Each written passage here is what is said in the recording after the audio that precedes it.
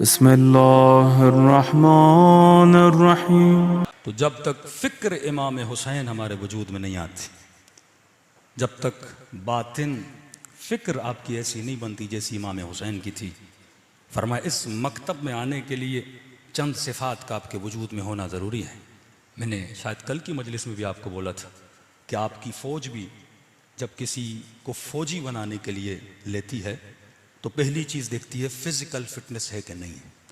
किसी बंदे की हड्डी टूटी हुई है, नाक़िस है, उसको नहीं लेती। 6 किलोमीटर आपको दौड़ाया जाता है आपकी फ़िटनेस को चेक करने के लिए। अहल बैत जब इंसान को अपना सिपाही बनाना चाहते हैं, वो इंसान के रूह की फ़िटनेस को चेक किया जाता है। दूसरी चीज़, फ़ौज कभी भी ऐसे बंदे को फ़ौजी नहीं बनाती जिसके वजूद में इस्तिकामत नहीं है। एक गोली लगे बंदा भाग जाए, हाँ, एक पत्थर लगे बंदा भाग जाए। तो एक चीज़ आपके वजूद में होना चाहिए जिसका नाम है इस्तिकामत। अगर इस्तिकामत नहीं है, आप कभी इमाम ज़माना के फ़ौजी नहीं बन सकते। दूसरी सिफत, इस्तिकामत तो है, लेकिन अगर सिपाही अपने जनरल की बात को न सुने, तस्लीम न हो जाए। कोई बंदा फ़ौज में गया है कि नहीं गया, आपको पता होना चाहिए। इतनी तकलीफ़ें दी जाती हैं, लेकिन तस्लीम होना चाहिए। आपको ना कहने की इजाज़त वहाँ नहीं है। जैसा ऑफिसर बोलेगा आपको करना चाहिए। सिफत तस्लीम अगर आप में नहीं होती, दीन का मतलब ये नहीं कि मैं 20% अल्लाह की सुनूं, 80% अपनी सुनूं। जब कंप्लीटली तस्लीम आ जाए, ये नहीं कि मौलाना दाढ़ी नहीं रखता क्योंकि मेरी बीवी को अच्छी नहीं लगती। दाढ़ी रखो क्योंकि अली को अच्छा लगता है। हाँ, अपनी मर्जी नहीं, किसकी मर्जी? तस्लीम होना चाहिए, अल्लाह की मर्जी होनी चाहिए। कोई खातून ने कहा कि मौलाना मेरा शोहर कहता है हिजाब न करो। मैंने कहा यहाँ शोहर की नहीं, अली इब्न अबी तालिब की इताअत तेरे ऊपर वाजिब है। तस्लीम महज होना चाहिए। जब इंसान 100% तस्लीम हो जाता है। किसी ने कहा या रसूलल्लाह मैंने ख्वाब देखा आसमान से कपड़ा उतर रहा है। रसूल खुदा ने कहा यह आखिरी ज़माने की उम्मत की निशानी है कि ये दीन को कपड़ा समझ लेंगे, जिसे जितना पसंद आएगा काट के चला जाएगा। तो दीन कपड़े की मानिंद नहीं है, दीन पानी की मानिंद है। पानी गिलास में डालो शक्ल गिलास जैसी हो जाती है, बाल्टी में डालो शक्ल बाल्टी जैसी हो जाती है। कि जब दीन में आओ तो दीन को अपनी शक्ल में न रंग दो, जब दीन में आते हो तो अपना हुलिया दीन जैसा बना दो।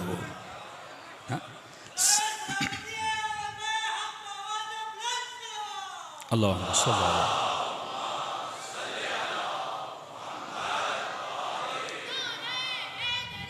या अली। तभी फरमाया सिबगत अल्लाह वमन अहसन मिनल्लाहि सिबगा। कौन है जो अपने वजूद को रंग खुदा में रंग दे? करबलाई रंग में जब तक खुद को नहीं रंग देते। पहली सिफत सुबात, दूसरी सिफत तस्लीम महज होना चाहिए, जो खुदा ने कहा वो तुझे करना चाहिए। तीसरी सिफत जो करबला के शहीद की बारिश तरीन सिफत थी, वो सिफत है सिफत अदब। अगर अदब नहीं तो ये मोमिन कैसा? हम समझते हैं सिर्फ अदब एक छोटा सा टॉपिक है, नहीं। सुफरे पे बैठने का अदब, बाप से बात करने का अदब, इमाम ज़माना से हम कलाम होने का अदब, मौला हुसैन की ज़ियारत से जाने से पहले का अदब।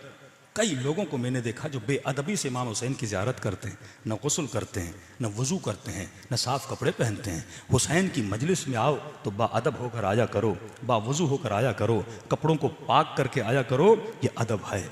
जिसका अदब जितना ज़्यादा उतनी मारिफत उसकी ज़्यादा हो जाती है। ये अदब इंसान को कहाँ से कहाँ पहुँचा देता है। ये वाक़या मैंने पिछले साल शायद सुनाया था, लेकिन सुनो, अदब करने की तौफीक अहल बैत इंसान को कितनी देते हैं। एक ईरानी जवान था, नाम इसका था रज़ा। इतना बेअदब था, कहता जब गुस्सा आता था तो मैं कभी अपनी माँ पर भी हाथ उठाता था। अब माँ बाप आपको पता है बच्चों को हिदायत करते हैं। आज ज़माना बहुत बिगड़ चुका, निगाहें आलूदा, कान आलूदा, किरदार आलूदा। माँ बाप समझाते थे, लेकिन कहता मैं तंग आ गया डेली माँ बाप की हिदायत से। मैंने घर छोड़ा, तेहरान में एक फ्लैट लिया, उस फ्लैट में जाके मैं बस गया। अब डेली बेसिस पे ईरान में टैक्सी चलाना बड़ा आम है। ज़रूरी नहीं कि आपके पास पीली टैक्सी हो, आप कोई भी टैक्सी हो रोड पे चलाएं, लोग को उठाए, मुसाफिर कशी करें, अच्छी कमाई है इस चीज़ की। कहता मैं सुबह से शाम तक टैक्सी चलाता था। जो पैसे बचते थे उसको अय्याशी पे खर्च कर देता था। दोस्त आते थे, कभी जुआ खेलते, कभी कौन सा गुनाह, कभी कोई गुनाह। कोई मेरी ज़िंदगी में सरहद नहीं थी, हद नहीं थी। कहते मुहर्रम का महीना शुरू हुआ। अब बंदा कितना भी बुरा हो ना, कम से कम 10 दिन मुहर्रम में अच्छा बन जाता है। मतलब थोड़ा सा उसमें अदब भी हो ना, तो इन 10 दिनों में इमाम हुसैन का अदब ज़रूर कर देता है। कहता मैंने दोस्तों को फ़ोन किया, पहली मुहर्रम, दूसरी मुहर्रम, कोई दोस्त मेरे पास नहीं आया। रात को हमारी महफिल लगती थी, गुनाह की महफिल। दोस्तों को फ़ोन किया, भाई क्यों नहीं आ रहे? 2 दिन गुजर गए, 3 दिन गुजर गए। उन्होंने कहा कि रज़ा हम नहीं आ सकते क्योंकि मुहर्रम का चांद नज़र आ चुका है। हम बड़े गुनहगार हैं, लेकिन मुहर्रम में हमें शर्म आती है, हम गुनाह कैसे करें? फिर इसने फ़ोन किया, किसी दोस्त ने नहीं सुना। कहता यहाँ तक कि 6 मुहर्रम गुजर गई। तंग आ गया, गुनाह का आदी था। कहता मैंने रात के 1-2 बजे तेहरान में टैक्सी निकाली। एक रोड से जा रहा था, एक नौजवान लड़की रोड पे खड़ी थी। उसने इशारा दिया मुझे आगे तक छोड़ दो। मैंने उसे टैक्सी में बिठाया। गुनाह का आदी था, निगाहें आलूदा थी, नीयतें कसीफ और नजस थी। कहता मैंने अपनी गाड़ी के आईने से उस लड़की को देखा, चादर पहनी हुई मुहज्जबा लड़की थी। तो मैंने उसे गंदा इशारा किया, गंदी बातें करना शुरू कर दी। उसने कहा खौफ खुदा करो, मुहर्रम का महीना है, हुसैन से शर्म करो। उसने कहा कौन हुसैन, कौन सा मुहर्रम? बेदीन बन चुका था। कहता इसने अपनी गाड़ी को मोड़ा और कहता मैं अपनी फ्लैट की तरफ जा रहा था स्पीड के साथ। अब देखा कि वो खातून लरजने लगी और कांपने लगी। कभी मुझे मौला हुसैन का वास्ता देती, कभी मुझे अब्बास का वास्ता देती, करबला के शुहदा का वास्ता देती। कहता मेरे ऊपर जर्रा बराबर भी असर नहीं हुआ। आखिर में उसने कहा कि अय बदबख्त शर्म करो, मैं सैयद ज़ादी हूं। कहता मैंने इसका भी लिहाज नहीं किया कि यह सैयद ज़ादी है। कहता जब मैंने लिहाज नहीं किया, उसी स्पीड से गाड़ी को लेता हुआ आगे बढ़ रहा था, तो इसने कहा किसी का भी शर्म नहीं करता,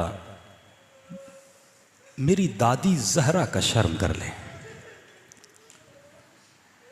कहता है जैसे सैयदा जहरा का नाम आया, कहता है मुझे नहीं पता मुझे क्या हुआ, बदन पे लर्जा तारी हुआ। पैदाइशी शिया तो था ना। कहता मैंने उसे कहा बता कहाँ छोड़ना है? उसने कहा मैं इमाम बारगाह जा रही थी मजलिस पे, तुझे बीबी का वास्ता मुझे मजलिस पे उतार दे। कहता मैंने जाके गाड़ी रोकी उस मोहल्ले में, वो उतरी। उतरने के बाद फ्रंट सीट पे जो शीशा था उसके सामने आके खड़ी हो गई और मुझे कहा कि तेरा बहुत शुक्रिया, मैं मजलिस में जा रही हूं, तुझे दुआ दूंगी क्योंकि तूने मेरी दादी जहरा का एहतराम किया, तूने मेरी दादी जहरा का अदब किया। जैसे मैंने दादी का नाम लिया तूने फौरन आके मुझे उतार दिया। कहता मैं खामोश खड़ा था, वो मजलिस में चली गई। जब मैंने गौर किया ये तो मेरा ही मोहल्ला है, कई महीनों से अपने माँ बाप के पास नहीं गया। कहता फौरन मैंने गाड़ी पार की। अब देखिए बंदा जब अदब का मुजाहिरा करता है ना, अब आहिस्ता आहिस्ता अहले बिदअत उसे हिदायत कैसे देते हैं, आहिस्ता आहिस्ता उसे अपने करीब कैसे लेकर आते हैं। कहता जैसे मैं गाड़ी से उतरा मैं अपने घर गया, घर के अंदर जाकर बैठ गया। मुहर्रम का महीना था, ना वालिदा घर में थी ना बाबा घर में था। इतने में मैंने टीवी खोली। कहते मौलाना जब टीवी खोली तो इत्तफाक से टीवी पर बैनुल हरमैन को दिखाया जा रहा था।